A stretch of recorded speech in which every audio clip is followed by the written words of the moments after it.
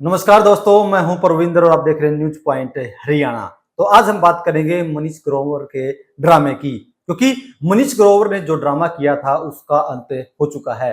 पहले मनीष ग्रोवर जो है एक प्रेस कॉन्फ्रेंस करते हैं जिसमें वो ऐलान करते हैं कि वो चुनाव नहीं लड़ेंगे। मैं संगठन का काम करूंगा, इस बार चुनाव नहीं लड़ूंगा। क्या बेटी की तैयारी है? संगठन मुझे प्रदेश में जहां भी भेजेगा भूपेंद्र हुड्डा के पीछे जाऊंगा। जिसके बाद एक हंगामा खड़ा होता है, या यूं कहें कि कुछ नेता उनके पास पहुंचते हैं, जनता उनके पास पहुंचती है, जो उनके करीबी लोग थे वो उनके पास पहुंचते हैं और उन्हें मनाने की एक कवायद शुरू होती है। तो आखिरकार ये नौबत क्यों आई? आखिरकार ऐसा क्या हो गया कि मनीष ग्रोवर जो है प्रेस कॉन्फ्रेंस करके कहते हैं कि वो चुनाव नहीं लड़ेंगे?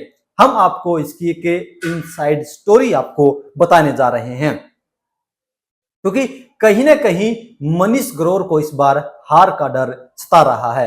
मनीष ग्रोवर को इस बार लग रहा है कि वो चुनाव हार सकते हैं। आपको बता दें कि 1971 से वो भारतीय जनता पार्टी से जुड़े हुए हैं। 5 बार उन्होंने चुनाव लड़ा है, 4 बार उन्हें चुनाव में हार का सामना करना पड़ा है, जबकि 2014 का चुनाव था उसमें वो जीत दर्ज कर पाए थे, जिसके बाद उन्हें मंत्री भी बनाया गया था। लेकिन इस बार जिस तरीके से 2024 का जो लोकसभा चुनाव हुआ, दीपेंद्र हुड्डा ने जिस तरीके से रोहतक सीट पर जबरदस्त जीत हासिल की थी, तो कहीं ना कहीं अनुमान ये लगाया जा रहा है कि इस बार जो है मनीष ग्रोवर डरे हुए हैं। अगर हम रोहतक लोकसभा की हम बात करते हैं तो इसमें तकरीबन 1 लाख से अधिक वोट जो हैं वो दीपेंद्र हुड्डा को मिले थे और 72,000 के आसपास जो है अरविंद शर्मा को वोट मिले थे। तकरीबन 30,000 के आसपास जो है वो दीपेंद्र हुड्डा की जीत का मार्जिन था। तो ऐसे में मनीष ग्रोवर को इस बात का डर सता रहा कि आखिरकार जो 30,000 वोटों का जो मार्जिन है उसको वो कैसे पूरा करेंगे, आखिरकार वो 30,000 जो वोट हैं उससे वो कैसे जीत पाएंगे।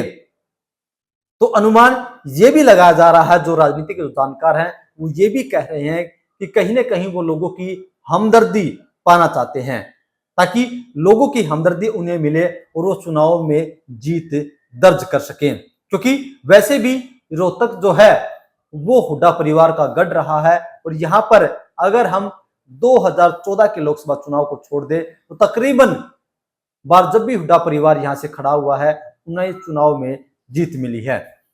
भूपेंद्र सिंह हुड्डा हो या दीपेंद्र हुड्डा हो, लगातार उन्होंने यहाँ से चुनाव में जीत हासिल की है। लेकिन 2014 के चुनाव में अरविंद शर्मा ने यहाँ से जीत हासिल की थी। लेकिन इस बार जिस तरीके से रोहतक सीट पर इस बार कांग्रेस की लहर देखने को मिली, उससे कहीं ना कहीं मनीष ग्रोवर घबराए हुए लग रहे हैं। इसके बाद जब उन्होंने ऐलान किया, उनके समर्थक इकट्ठा हुए और उसके बाद फिर से उनका बयान सामने आता है कि जो फैसला जनता लेगी, जो फैसला संगठन लेगा, वो उन्हें मंजूर है, यानी कि वो चुनाव लड़ने के लिए तैयार हैं। कार्यकर्ता को कहा कि मुझे परिवार के सदस्य हैं, आप पे छोड़ देता हूँ, जो फैसला होगा करना करना, संगठन को बता दें।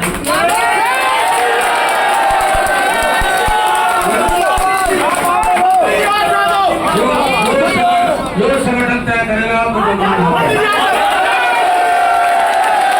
जब फैसला संगठन को करना था, जब फैसला जनता को करना था, तो फिर आखिरकार उन्होंने ये घोषणा ही क्यों की कि वो चुनाव नहीं लड़ेंगे?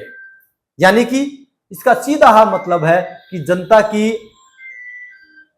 हमदर्दी वो पाना चाहते हैं, जनता का प्रेम वो पाना चाहते हैं। लेकिन जब 5 साल तक ये जनता उनसे काम करवाने के लिए जा रही थी, आखिरकार उस वक्त वो कहां थे? क्यों नहीं उन्होंने लोगों की समस्याओं का समाधान किया? क्योंकि रोहतक में कहा यह जाता है कि रोहतक जो है वो पूरी तरीके से मनीष ग्रोवर के कंट्रोल में था। मनीष ग्रोवर के बिना यहां से एक पत्ता भी नहीं हिल सकता था। लेकिन अब उन्होंने सारी बातें, सब कुछ जनता पर छोड़ दिया। तो 5 साल तक इस जनता को उन्होंने आखिरकार क्यों अनाथ छोड़ा हुआ था? अब हार का डर उन्हें सताया, तो उन्होंने कहा कि वो चुनाव नहीं लड़ेंगे, और अब कह रहे हैं कि संगठन जो फैसला करेगा वो फैसला उन्हें मंजूर होगा। चलिए, ये बातें भविष्य के गर्त में है कि आखिरकार जब वो चुनाव लड़ेंगे, हारेंगे या वो जीतेंगे, ये तो जनता फैसला करेगी, क्योंकि जनता जनार्दन है और जनता के पास वो ताकत है जिससे वो किसी व्यक्ति को हरा सकते हैं, जिससे वो किसी व्यक्ति को जिता सकते हैं। लेकिन ये बातें कहीं ना कहीं उन्हें जरूर अखर रही होगी कि आखिरकार इस बार कुछ होने वाला है जिसके लिए वो चुनाव लड़ने से इनकार कर रहे हैं।